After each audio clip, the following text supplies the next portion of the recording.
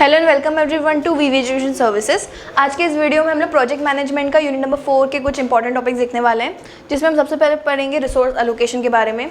जब आप कोई भी प्रोजेक्ट को कंप्लीट करने की बारी आती है तो हमें रिक्वायरमेंट होती है काफ़ी सारे रिसोर्सेज की। ठीक है, फॉर एग्जाम्पल अगर मेरे पास एक प्रोजेक्ट है कि मुझे ब्रिज बनाना है, अब ब्रिज बनाने के लिए बेसिकली मुझे लगेगी गवर्नमेंट परमिशंस के बाद मुझे बेसिकली मतलब गवर्नमेंट का ही टेंडर होगा ब्रिज बनाना, मेरा पर्सनल काम नहीं हो सकता वो।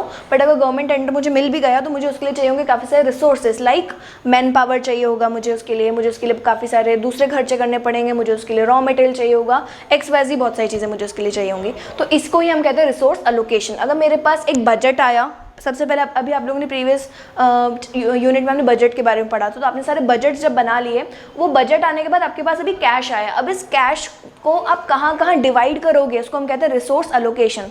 इस टोटल अमाउंट में से कितना अमाउंट आप अपने मैन पावर के लिए खर्च करोगे, इस टोटल अमाउंट में से आप कितना बार अपने मटेरियल के यूज़ करोगे, तो this is all called resource allocation. तो हम लोग देख लेते हैं रिसोर्सेज हमारे कितने टाइप के होते हैं किसी भी बिजनेस, किसी भी प्रोजेक्ट में। सबसे पहले होता है हमारा work resources, then we have material resources and then we have cost resources. अगर मैं वर्क रिसोर्सेज की बात करूँ तो काफ़ी सारी चीज़ें ऐसी होती है जो हमें आउटसोर्स करनी पड़ती हैं। ठीक है, फॉर एग्जांपल हो सकता है मेरे पास कोई मशीन ना हो, तो मैंने मशीन जो है किसी थर्ड पार्टी से आउटसोर्स कर ली, तो वो मेरा चला जाएगा वर्क रिसोर्सेज में। तो वर्क रिसोर्सेज में वो सारे रिसोर्सेज आते हैं जो मैं खुद से खरीदती नहीं हूँ और ना मेरे पास खुद से अवेलेबल होते हैं, वो बेसिकली मैं थर्ड पार्टी से कहीं से अरेंज करती हूँ, हायर करती हूँ, या बेसिकली उसमें मैं रेंट पर लेती हूँ, तो वो हो जाता है मेरा work resources.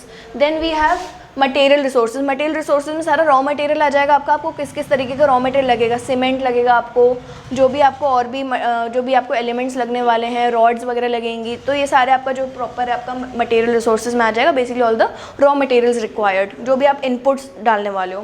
Then you have cost resources, इसमें आपकी सारी लेबर कॉस्ट आ जाएगी, आपने अभी यहाँ पे जो ट्रांसपोर्टेशन वगैरह करवाया है रॉ मटेरियल को अपने एरिया तक लाने के लिए, जो अपने ट्रांसपोर्टेशन, तो बेसिकली यहाँ पे सारे डायरेक्ट और इनडायरेक्ट कॉस्ट दोनों की कॉस्टिंग आ जाती है, इलेक्ट्रिसिटी कॉस्ट आ जाती है ना। तो बेसिकली अदर कॉस्ट जो इन दोनों में नहीं आई है वो सारी हमारे आ जाती है कॉस्ट रिसोर्सेज में। तो रिसोर्सेज हमारे ये 3 टाइप्स के होते हैं जो किसी भी प्रोजेक्ट में हम लोगों को काम करते हैं। नेक्स्ट टॉपिक जो हम लोग आज पढ़ने वाले हैं that is project appraisal. Project appraisal एक स्टेज होती है जहाँ पर हम लोग अपना प्रोजेक्ट ऑलमोस्ट कंप्लीट करने वाले होते हैं, लेकिन उससे पहले हम करते हैं प्रोजेक्ट अप्रेजल।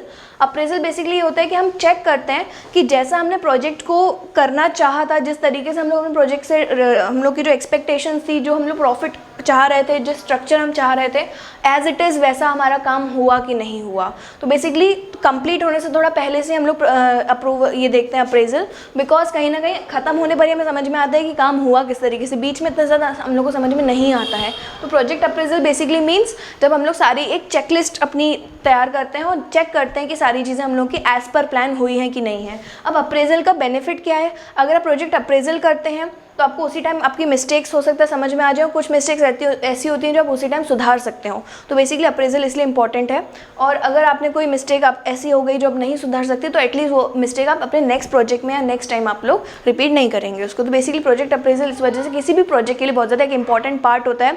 और कई बार ऐसा होता है कि प्रोजेक्ट अप्रेजल में आपको सारे नेगेटिव पॉइंट समझ में आते हैं, सारी चीज़ें ऐसी होती हैं जो गलत हो गई होती हैं। कई बार जो छोटे छोटे प्रोजेक्ट्स होते हैं, आपका फर्स्ट एक्सपीरियंस है, तो उसको हम कहते हैं प्रोजेक्ट क्रैशिंग, जो आपका प्रोजेक्ट क्रैश हो जाता है, मतलब बेसिकली एज पर एक्सपेक्टेशंस आपका प्रोजेक्ट जब नहीं वर्क कर पाता है।